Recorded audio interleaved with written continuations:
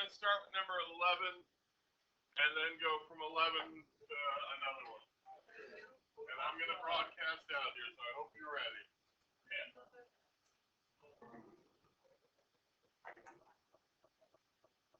And I'll even do it windowed so you can work on your own copies if you want.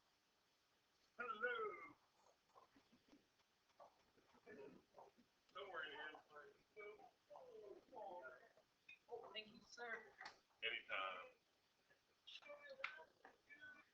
All right, so number 11, which is gravitational field strength, 2 Earth radii from the Earth's center. Right? We did the Y yesterday. So, gravitational field strength. Yeah, isn't that great? I'm not doing the problem for you. I'm instead showing you how to do it. And you know, one of the advantages is I have that I share this out as a window. You can have your own version and be working in parallel with me. Turn you into a participant rather than a spectator. Nice. Or it's discussed with some people. You can take a nap. Oh, Sam! Hey, we're recording, no names. Alright, so I'm going to grab my equation that talks about gravitational field. Since the problem is asking me about gravitational field, it's a good thing to start with that equation. And then let's see. We said it's created by the mass of the planet. Oh, good. That's in the equation, right? MP. Distance from the center makes it weaker. Oh, that's the RP. Distance from the center. Right? So we're asked to find what? What is the gravitational field strength? 2 Earth radii from the Earth's center. So it'd be good if we knew some of the factors in here, like big G. So that'll depend upon the universe we're in. Oh, good. We know what universe we're in, right? Oh, yes. This one. This one where Newton meters squared per kilogram squared. Right there. Yep. And it'd be good if we knew, it says we're 2 Earth radii from the center. It'd be good if we knew the radius of the Earth. There it is. In meters. Nice. It's like someone made up this equation sheet. And then it'd be good to know the mass of the Earth, which is right there. Plug them in. Plug them in. Let's see. 6.67 times 10 to the negative 11 Newton meters squared per kilogram squared. So I better have my mass in kilograms. Yes, I do. 5.98 times 10 to the 24th.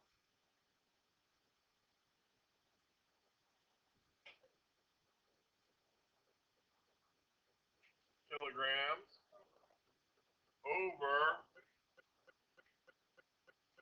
6.38 times 10 to the 6th.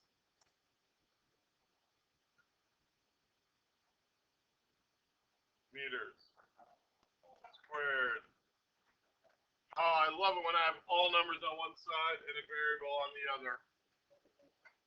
That all that means is I have to know how to use my calculator. So where did the 2 come into play that you talked about? Oh, that's a good question. I'm not 1 Earth radii away. How many Earth radii away? 3.8. So I have 2 times, I'm twice that away.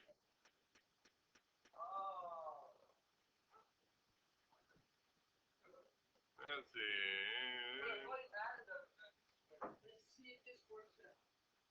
Why would you add?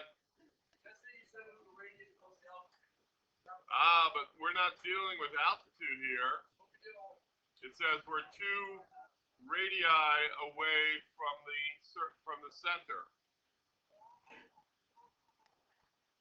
So, see in our diagram how I have 2R? Yeah.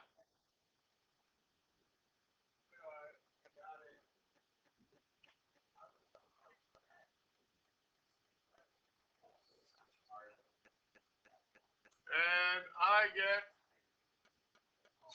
2.45 newtons per kilogram.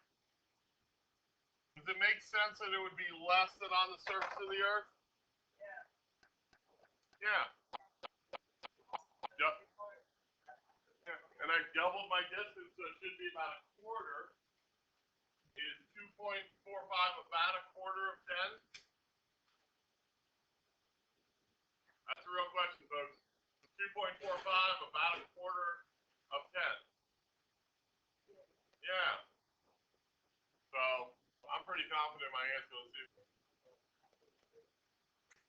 All right, let's do number 4 here. And number 4 is the one where we have the meter stick, 89-gram necklace suspended from one end of the meter stick. The bounce point moves this many centimeters towards that end.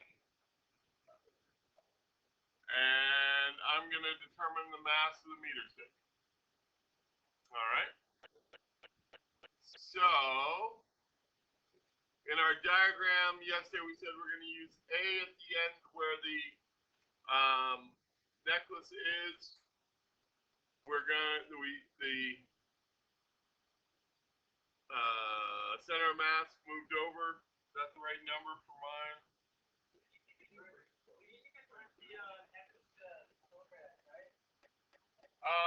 Let's look at what they're asking for the answer in.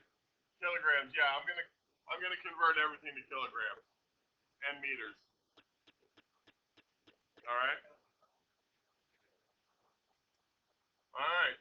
So, we know this is 0.5 meters. Guys, remember that you don't have to be working on this problem, but you have to be quiet enough that I'm not distracted from what I'm doing up front by you. All right? So, thank you. I'm just doing the conversions over here, so I don't forget to. All right, need a valid physics equation. That would be the center of mass one. Oh, I think I only did wrong now.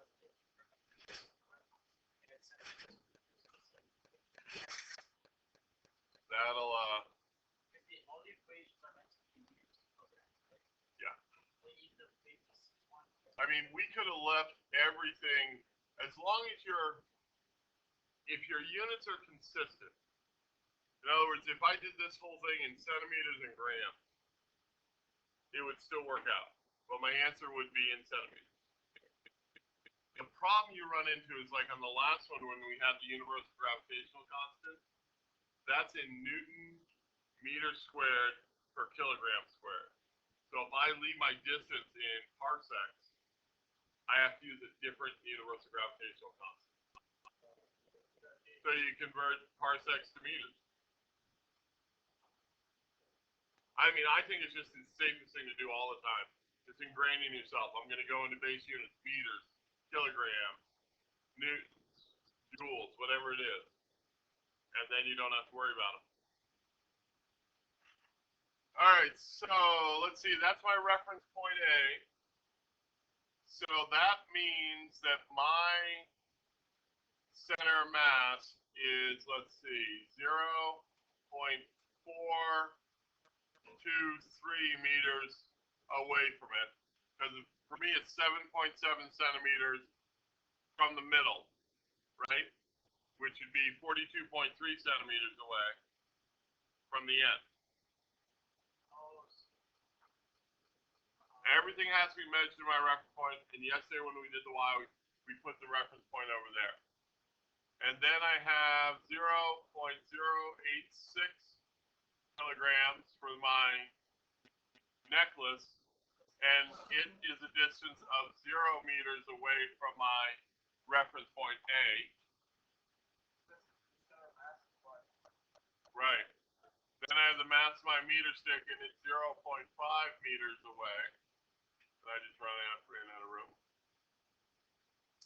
And then that would be over the total mass, which would be the mass of my necklace plus the mass of the meter stick.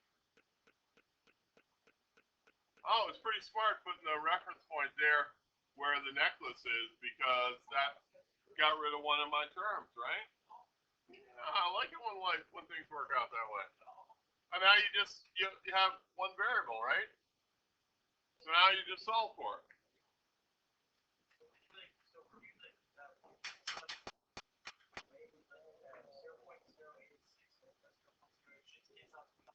No, because you have an addition sign in here.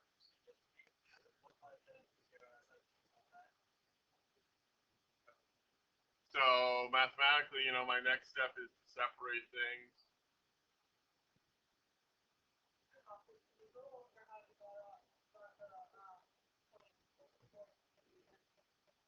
Sure. Let me just write this down, okay?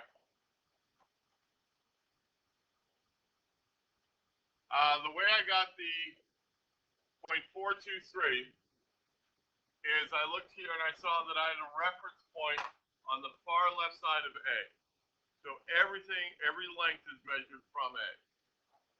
Right? That's one of our conventions. So from A to the center of the meter stick is half a meter. 50 centimeters. It told me in my problem that my center of mass shifted 7.7 centimeters left. So if the middle is 50, and this is 7.7 back to the left of 50, I'm left with 42.3 centimeters. 50 minus 7.7. And then I wrote everything in meters just because it made me happier. Yeah. I read my problem. Yesterday, when we did these as a group, someone must have had the number 7.3. Mine has 7.7. That's the other nice thing about doing these problems online. Everybody has different numbers. Can you guys solve that for that single variable? Right? Yes? Good. All right, we're going to do 6, which is our soup and our pickle can. Our soup can and pickle jar being attracted to each other. And our why yesterday was that they equal but opposite forces. The masses create the force that we call gravity. And as the mass increases, the force increases. As the separation distance increases, the force decreases. So we should grab our equation for gravity.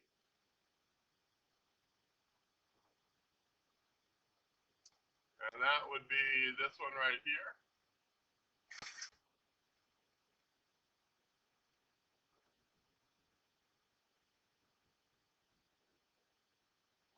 And let's see, we know where they ask us to find the gravitational attraction.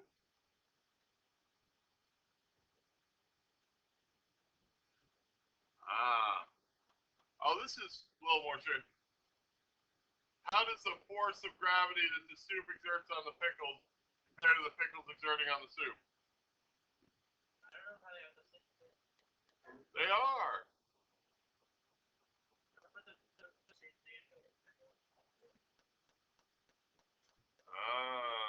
Did you put one in as positive and one in as negative? Or maybe you should. They're equal, but not sure. I'll have to try it. But so I'm looking for F sub G. That's nice. Let's see. Mass of the pickles. or mass of the soup, 0.17 kilograms. Is that good units? Yeah. Yeah.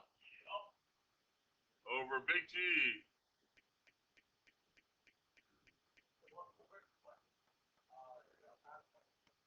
Yeah. Second mass, 0.34 kilograms. Separation distance, 0.42 meters. Most common mistake will be forget to square that.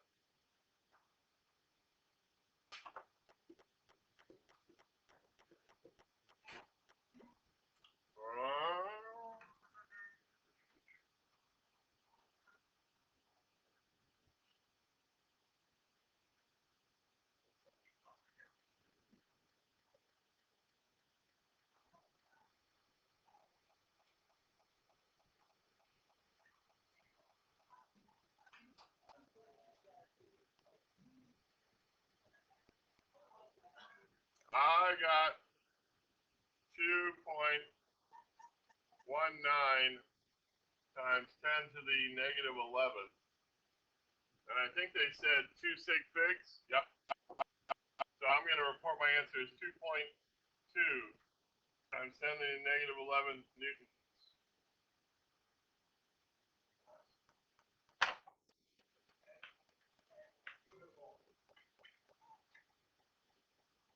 So let's see if that works. I'm going to try both just to see, okay?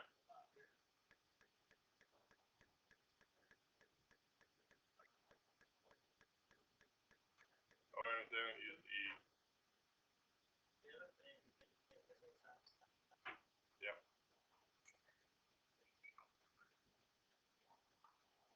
Okay, so I use a different